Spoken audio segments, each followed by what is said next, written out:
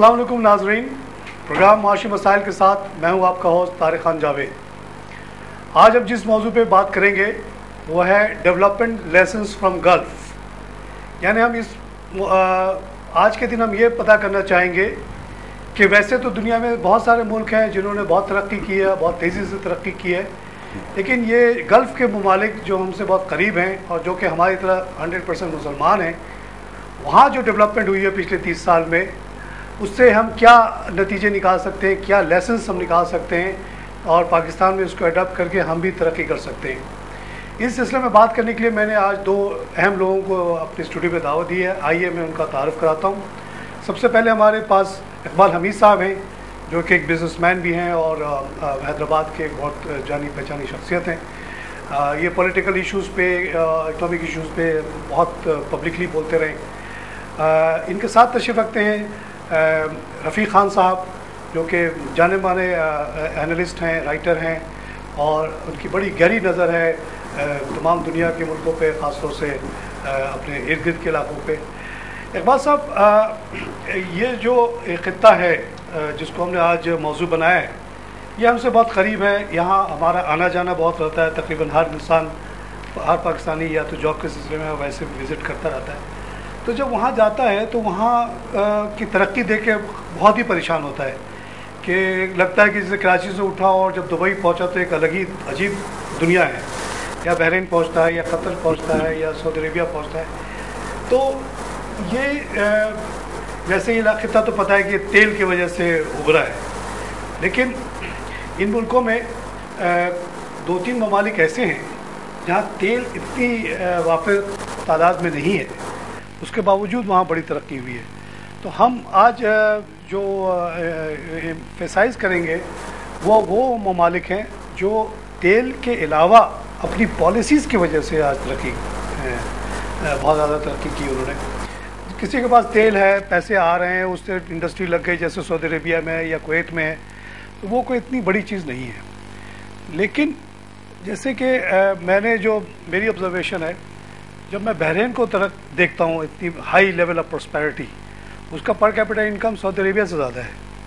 हालांकि वहाँ बिल्कुल तेल नहीं है। एक ज़माने में 1935 में तेल निकला, वो सूख गया। वो as a regional service center उभरा।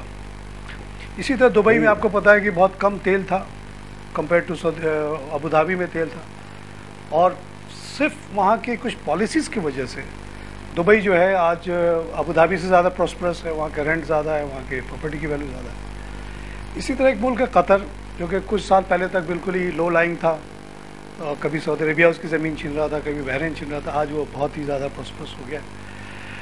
तो आप लोग इन इलाक़ों पे विज़िट करते रहें। आपको जैसे कि सऊदी अरेबिया है और बहरीन है, उसको अगर आप कंपेयर करें तो क्या वजह नज़र आती है कि बहरीन में विदाउट एनी ऑयल इतनी तरक्की हो गई, जबकि सऊदी अरेबिया में उतनी नहीं हुई?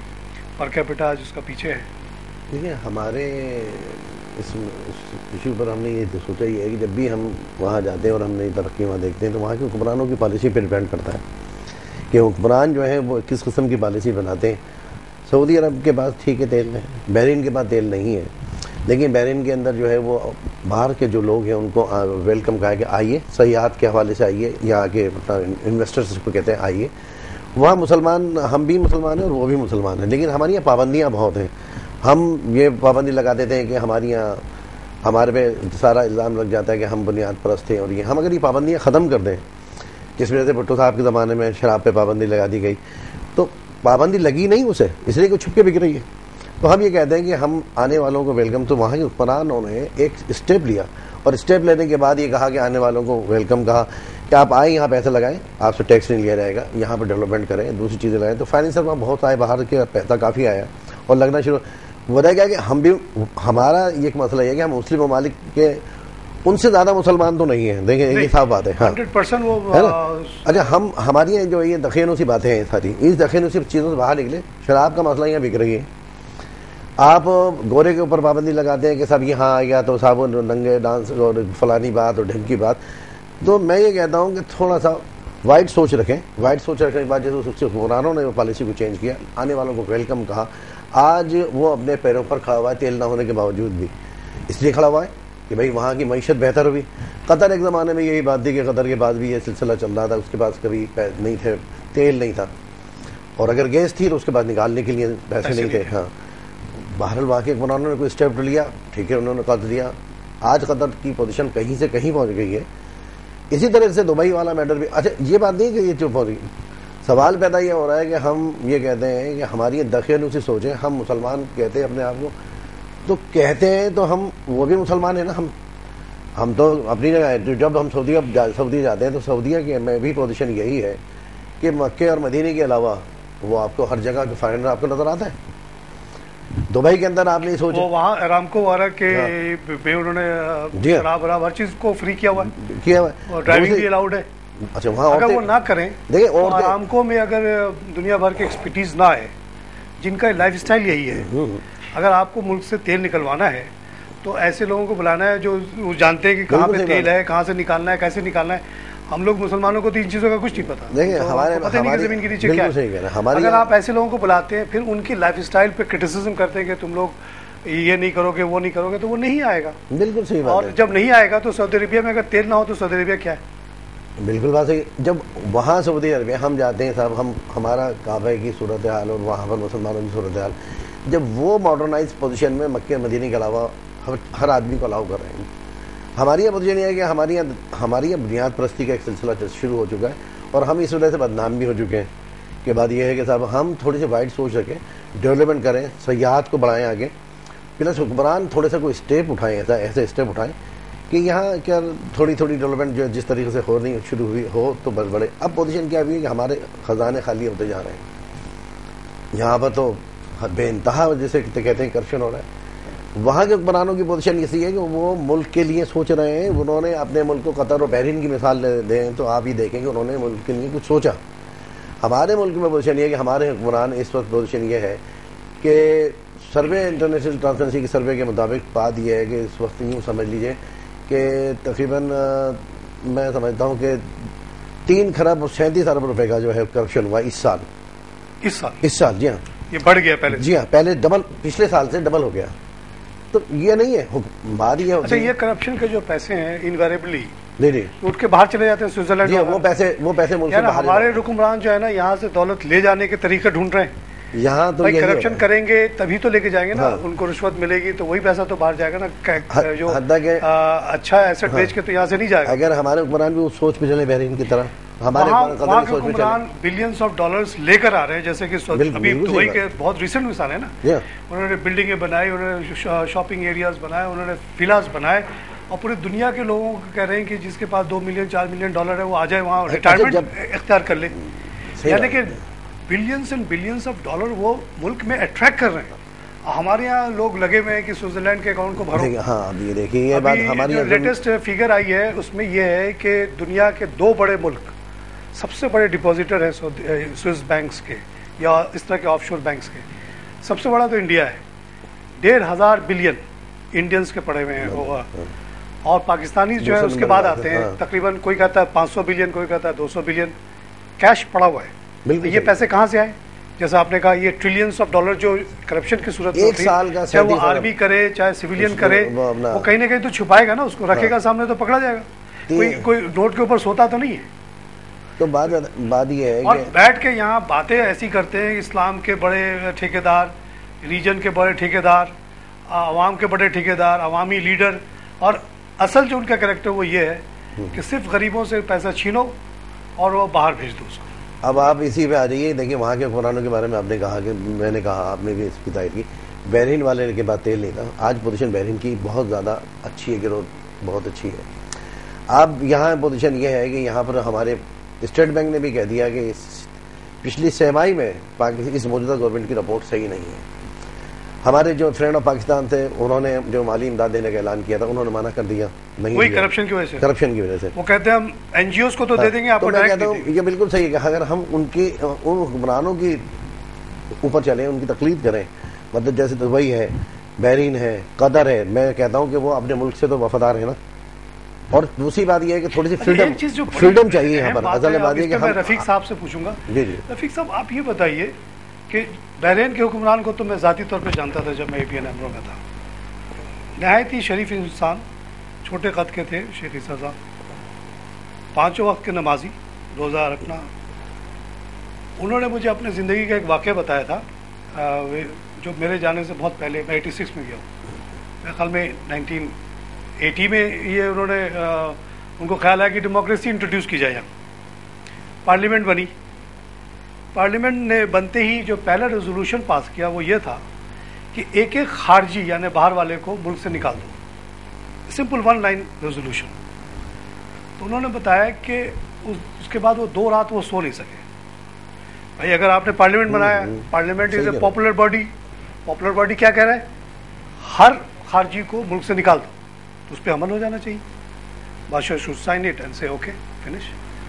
तो उन्होंने मुझे बताया कि 2 रात तक वो सोए नहीं, और वो यही सोचते रहे कि ठीक है, अगर आवाम की आवाज़ है, पॉपुलर आवाज़ है, ठीक है, उस पर अमल कर दो, उसके बाद जो उनका हशर होता है वो करे, मुझे क्या, मैं क्यों अपने ज़ाती तौर पे, अल्लाह के पास तो उस इंसान को जाना है ना, मुसलमान आदमी था, उसको पूरा ईमान था कि आंख बंद होगी और अल्लाह के सामने वो खड़ा होगा, अल्लाह पूछेगा कि तुमने अपने मुल्क में इतनी आज़ादी क्यों दी हुई थी, तुम्हारी अपनी आबादी 4 लाख, बाहर के लोग 8 लाख क्यों थे, क्यों इतने इंडियंस आ गए, क्यों इतने पाकिस्तानी आ गए, क्यों इतने गोरे आ गए।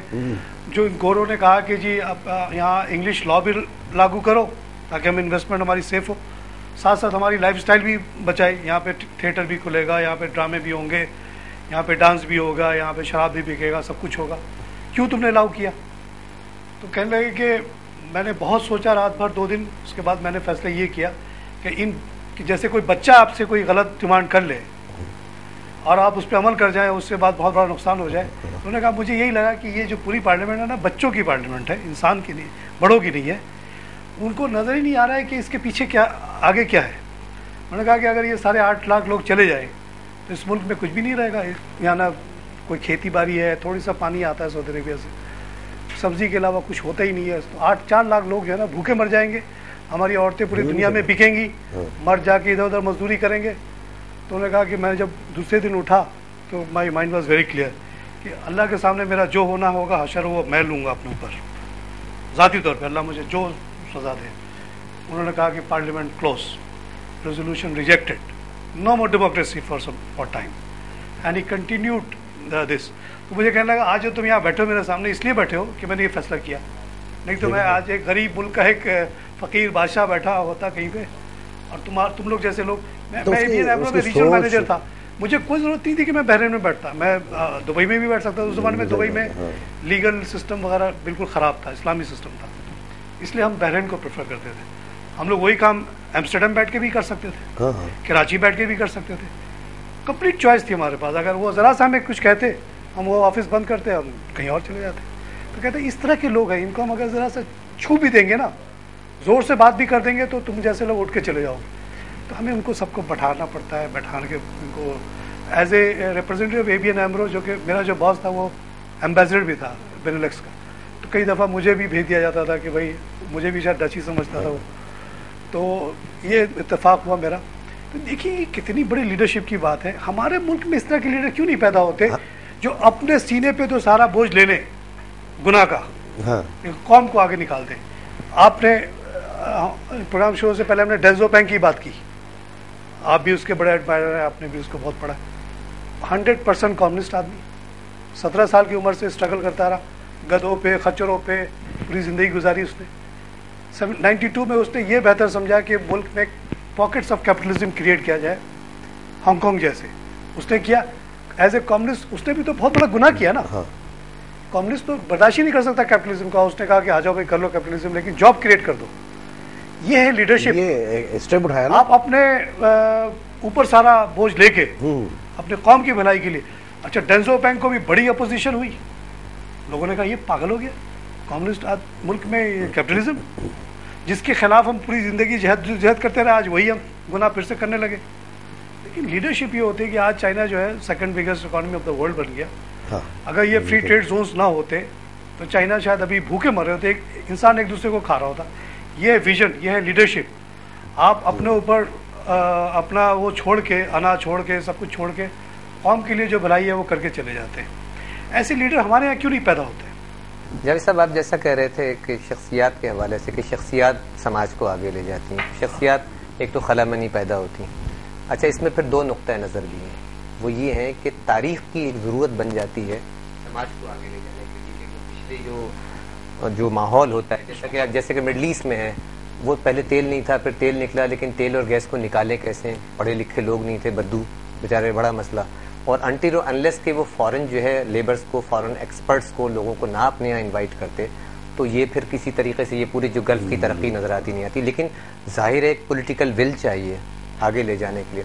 تو یہ تو بہت بالکل بات درست ہے کہ لیڈرشپ دنیا میں چائنا کی ہے، ڈینگ زیاؤپنگ کا جیسے ہم ذکر آپ نے کیا، اس سے پہلے ماؤ اور دوسرے لوگ، لیکن پھر ماؤ کی تھیسس کو چھوڑ کر انہوں نے تھوڑا سا اپنے آپ کو کیپٹلزم کی طرف چلے گئے، ہاں ماڈرن چائنا، اور جو انہوں نے دو جو ٹیکٹکس بنائی تائیوان کے لیے بنائی تھی، لیکن بعد میں ہانگ کانگ کے پر اسے اپلائی کی اور بڑی کامیابی سے چلا ہے. اسی طرح مہاتیر محمد ہیں اگر آپ ملائیشیا میں. تو دنیا بھر میں یہ تو اپنی جگہ ایک بات ہے کہ جو کوالٹی آف لیڈرشپ ہے وہ بڑی امپورٹنٹ رول پلے کرتی ہے تاریخ کو. اگر اس کے پاس ویژن نہیں ہے تو پھر اگر وہ انٹلیکچولی بیرن ہے، خالی ہیں، تو پھر سماج کو پیچھے لے جائیں گے.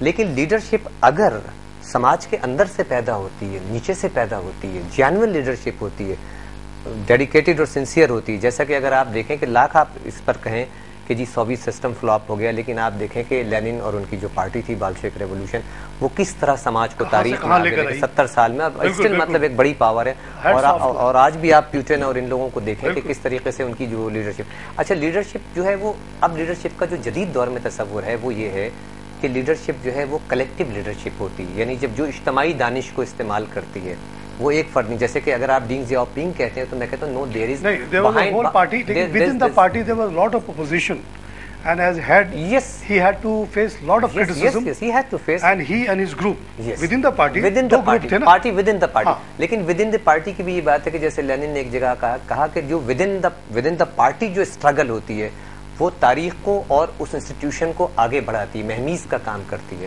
تو اگر پارٹی ہیں تو اس طرح میں کہتا ہوں انسٹیٹیوشن کا بڑا دخل ہے. میں مثال کے طور پر آپ نے چونکہ حوالہ دیا لیسن کا کہ وہاں سے لیں، ہم کہتے ہیں لیسن کا حوالہ ہم چائنا کا بھی دے رہے ہیں، اسلامی ملکوں میں ہم لیسن کا حوالہ ملائیشیا سے، دیگر کنٹری سے دے سکتے ہیں. ٹرکی کو بھی سمہاؤ آپ دیکھیں آگے گیا.